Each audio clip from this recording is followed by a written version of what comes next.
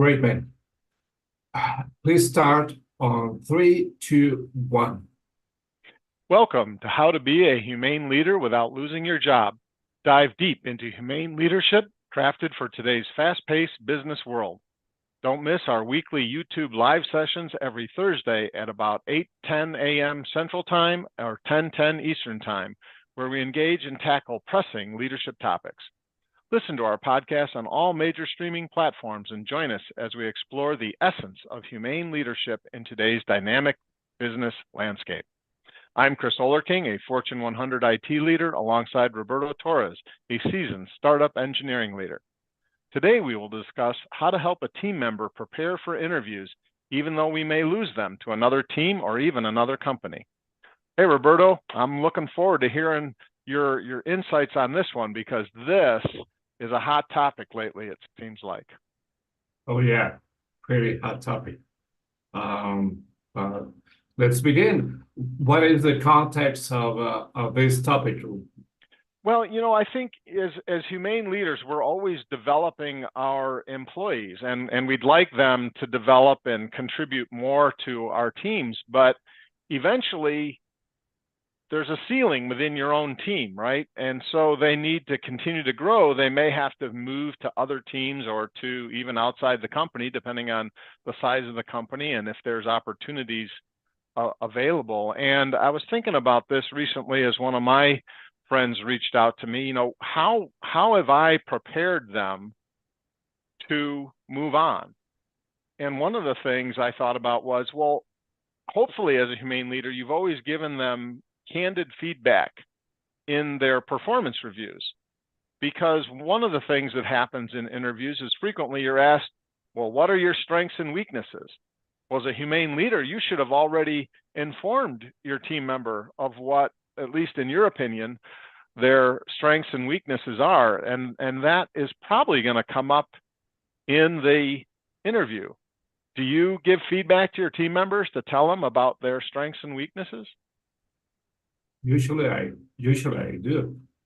It is something necessary, not mandatory, but it's something necessary for them to know, and not only team members, but also peers if they ask to.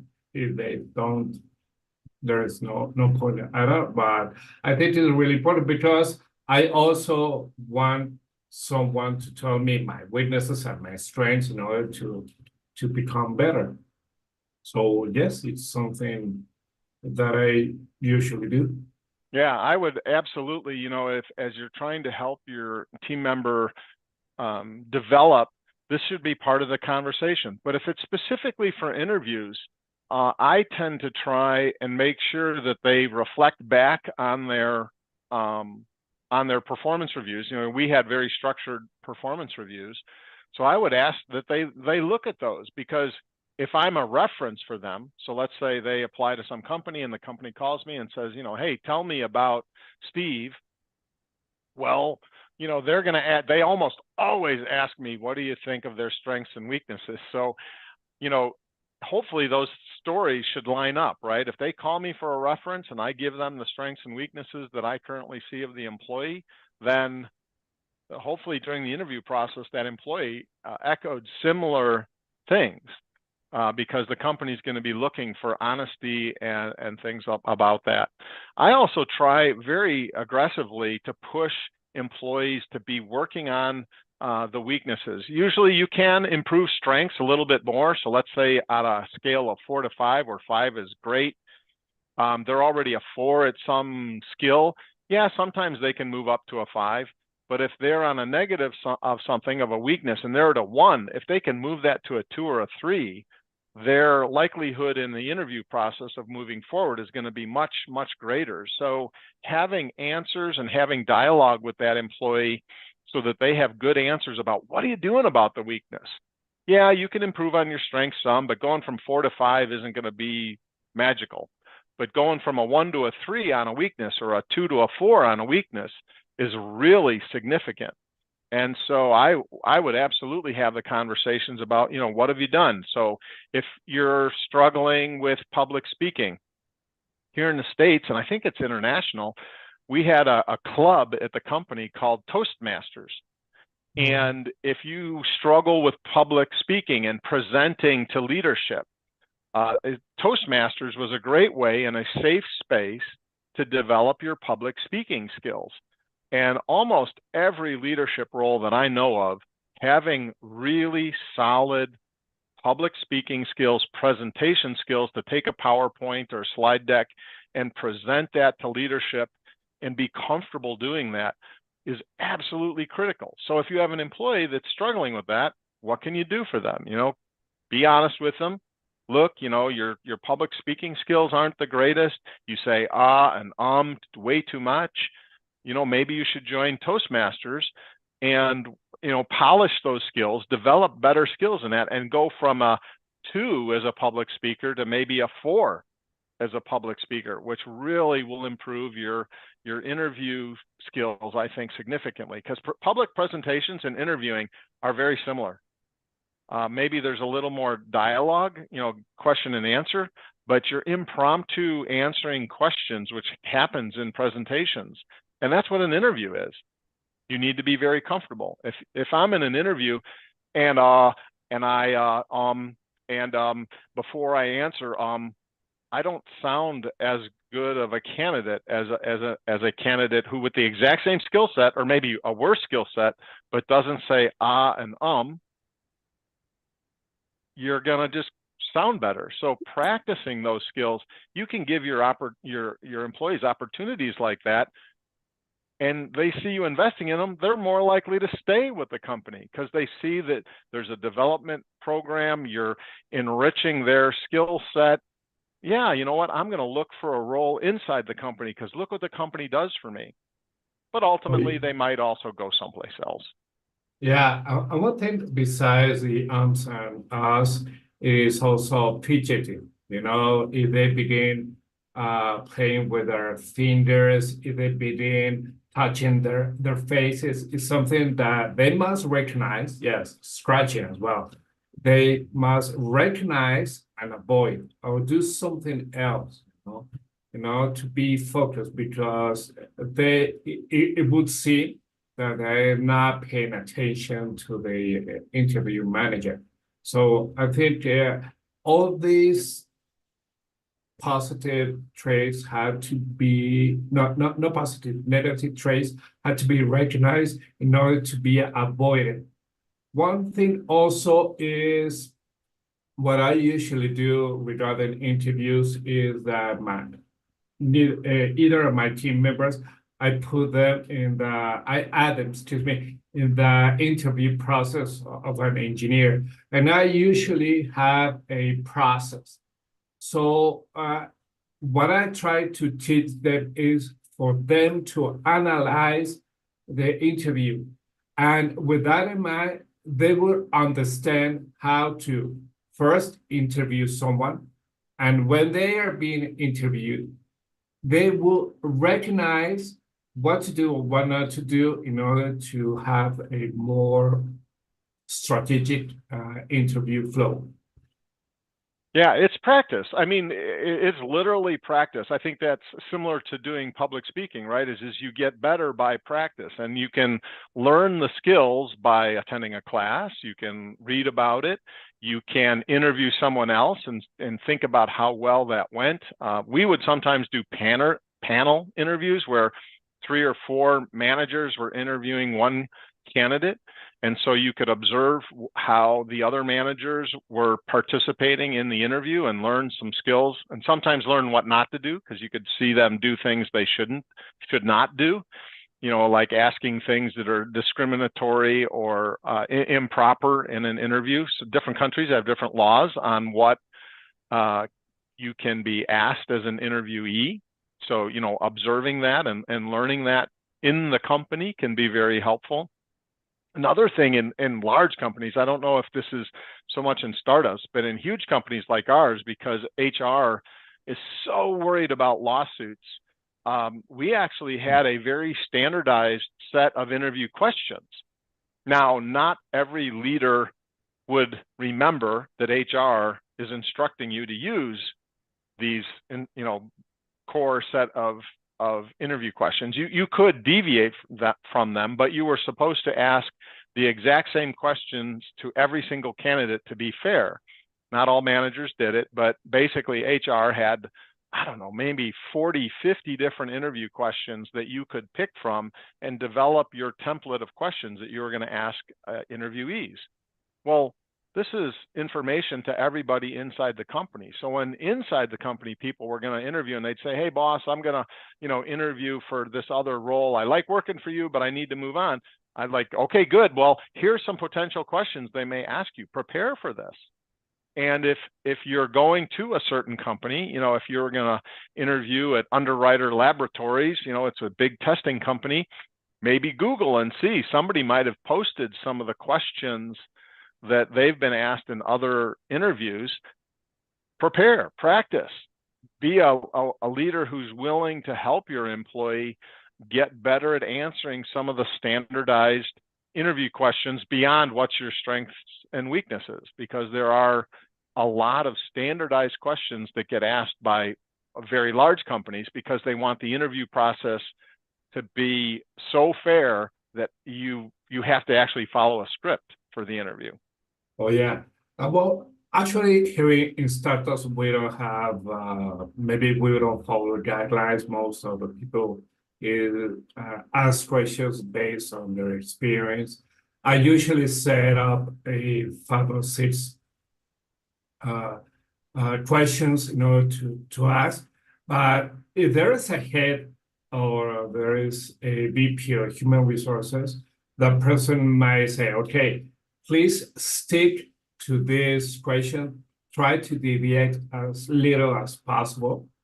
And usually it's something good. The problem with a startup is that most people are young, and they say, hey, I want to add some salt and pepper to this, and I'm going to ask this question. So it's usually common, but I understand what you're saying.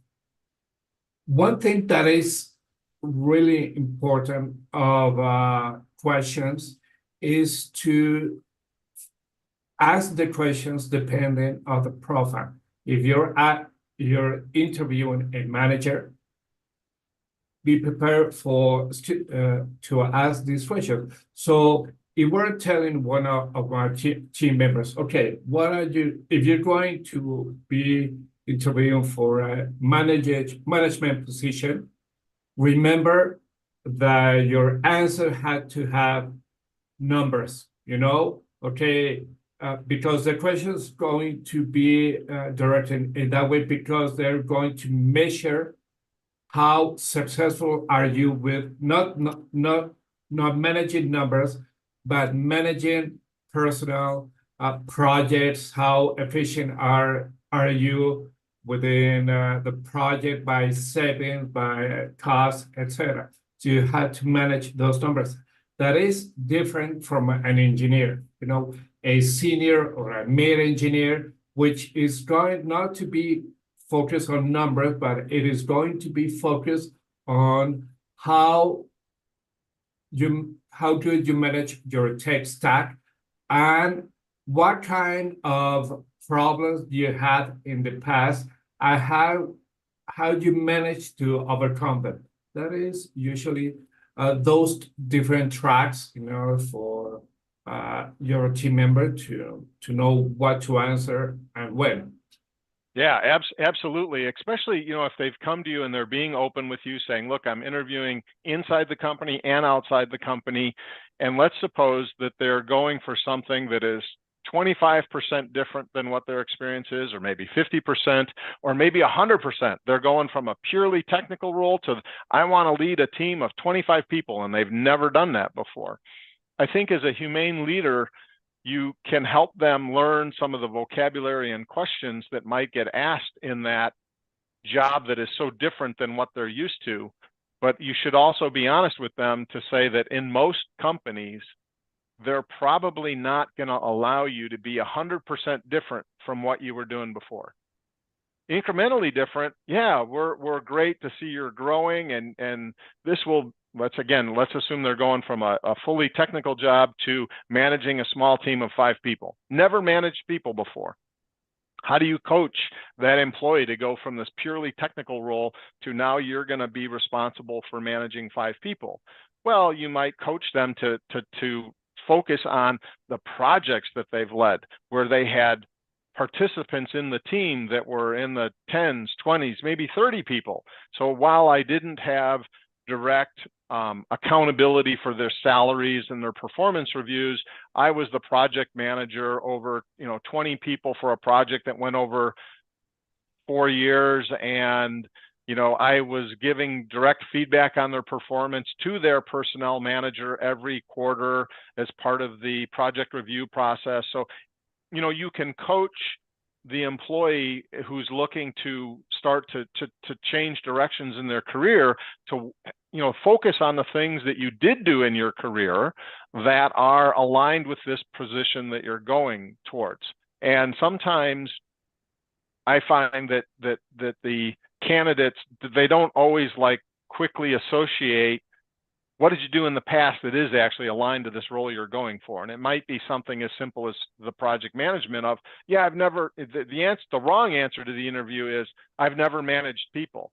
Well, that's not correct. You managed projects and you were managing those people. You just weren't accountable for their performance reviews or their salaries or their pay raises.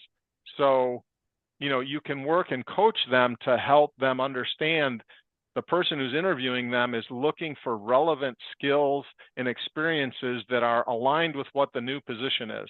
And while you may not have 100% alignment with the new role, unless you're doing some kind of lateral move, most promotions or job interviews and so on are to move up the ladder in some way, up the technical ladder or management ladder, you probably have experiences that are relevant to the role. Otherwise, it wouldn't interest you. But maybe you aren't thinking of some of the things that you could use to answer it. So the humane leader is going to coach them and say, well, remember you did this project and that team had first 5 people and then you got better at it and you took project management skills and you've learned the vocabulary of project management and you then managed this project that had 9 team members and was a year and a half long, and you help the employee reflect back on their entire past so that they can bring up some of that history in a natural way in the interview, not say, well, I've never managed people.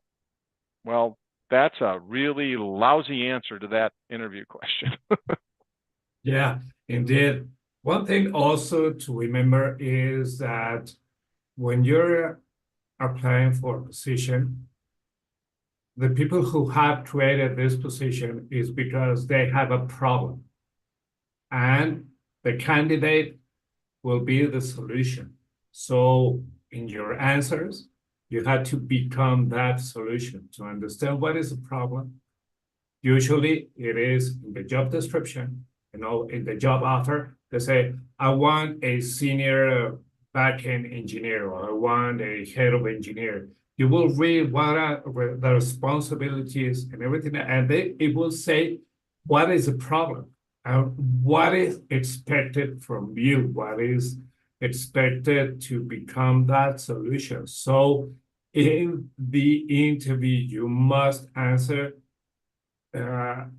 all the solutions that you will bring. There is something called here in Mexico, it's like sangre nueva or new blood, because when a new candidate becomes an employee, it is new blood because it will come with new fresh ideas, a new different perspective, and it will bring a lot of solutions that it is required. So try to focus on that because that's what they're expected. They're not bringing another candidate to have more people. They either have a problem which is related to growth or a specific problem, be the solution. Absolutely. And if it isn't clear from the job description or what they've posted, what the major problems are, just ask. Hey, if I were to get this role, what are the top problems you need solved in the first 30 days, 60 days, 90 days, and what are some of the long-term 1 year, 2 year problems that you want me to solve. Be a problem solver, because I'll tell you, the person interviewing you has probably got some headache, right? Some problem that's occurring. Maybe it didn't get phrased in the job description perfectly. Then ask what it is. Be a problem solver. I almost always pick the problem solver candidates over the highly degreed, highly certified people. Yeah. Yeah, yeah, and also try to be coherent within your answers. Usually, well, here in startups, we use an ATS, which is an application in which all the applicant tracking system, in which every question that we do, every answer that we receive, we put on this application. And the thing is, this it will go to the flow of every people who is going to interview you. So try to be coherent. If you say, I don't know, if they ask you something and you say maybe white, and then to other people you say black, is going to be disruptive. Try to be coherent within all your answers, so people will understand that what you're saying, it has a meaning, it has a purpose. And it would say why this person answered this and then it switched to the other one. And it will be something bad for your candidate.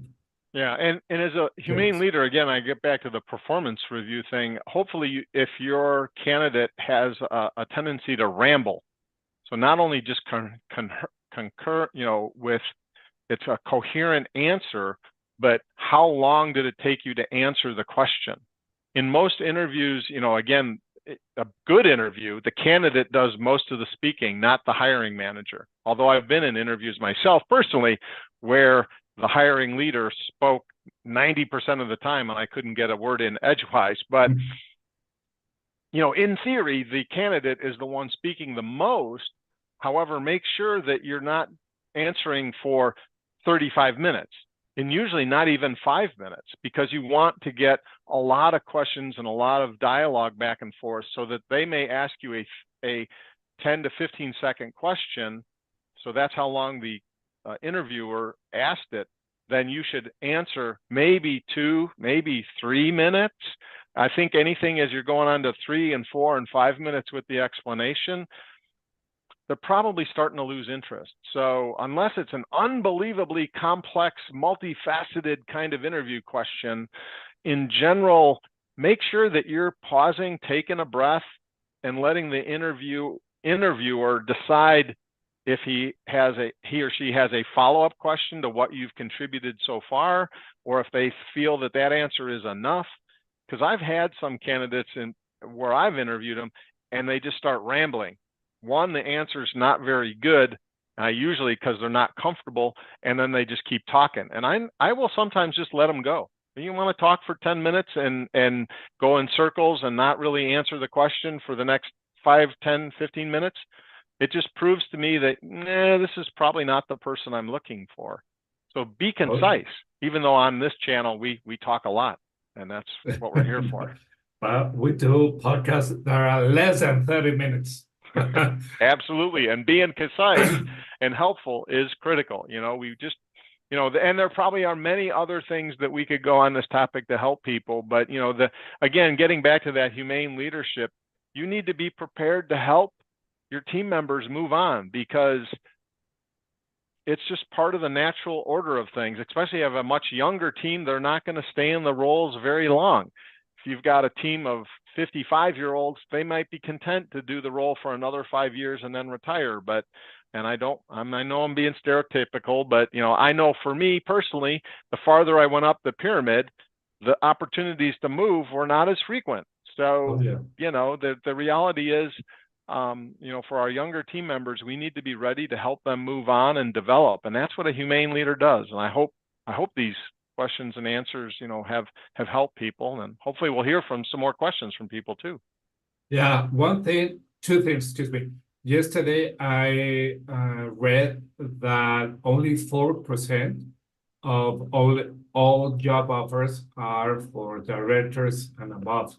So be aware of this because there are very, very few, as you mentioned. That's the first one. And the second one, it is at the end of the interview, you must ask questions in order for you to show interest within the position.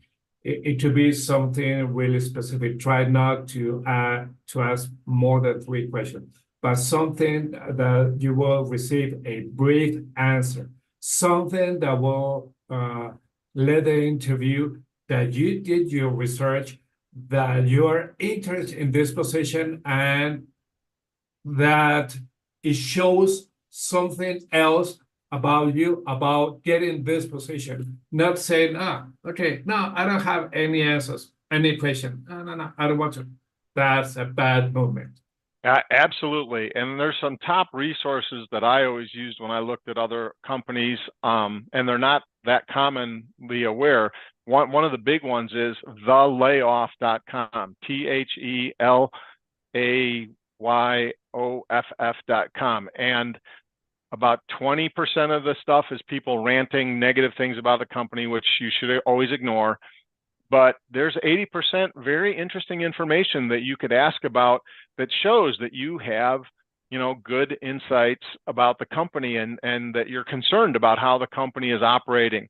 The other thing is I'd read some of the financial news about it. So LinkedIn's a good source. I'm not dishing LinkedIn. I use that too, but read the financial information about the company that you can find on things like CNBC.com or newspaper type websites. Read about the company. What are some big announcements they did? Is there something that you could ask about that is very topical, very new information?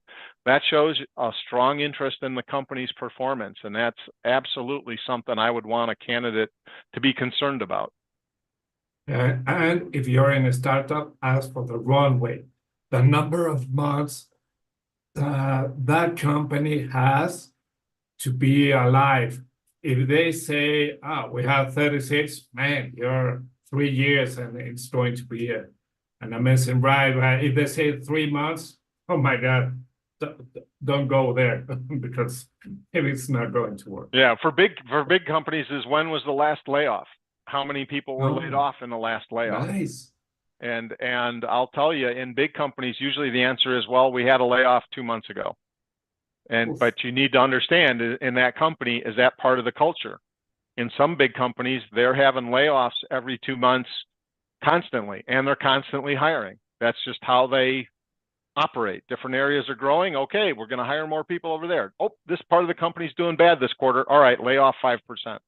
It's just the nature of really large companies. So if you're not comfortable with a company that does lots of layoffs, because that can be very nerve-wracking, then you don't want to interview there. Don't even consider going there. So do some company research on where you want to go. And I think a humane leader helps perhaps the employees think about those kinds of things that you don't commonly think about. How far is it from my house? I don't want to commute too far. If I have to commute an hour each way, that's cutting my pay by 20%. Things like that are important that a humane leader can share with employees. Indeed, man. Well, good stuff. I think that we're getting a little long, so we'll call it quits here on this one. But if anybody has questions, we always are open to our various channels to hear your questions, and we can answer them in a future broadcast. But until now, I think we're good.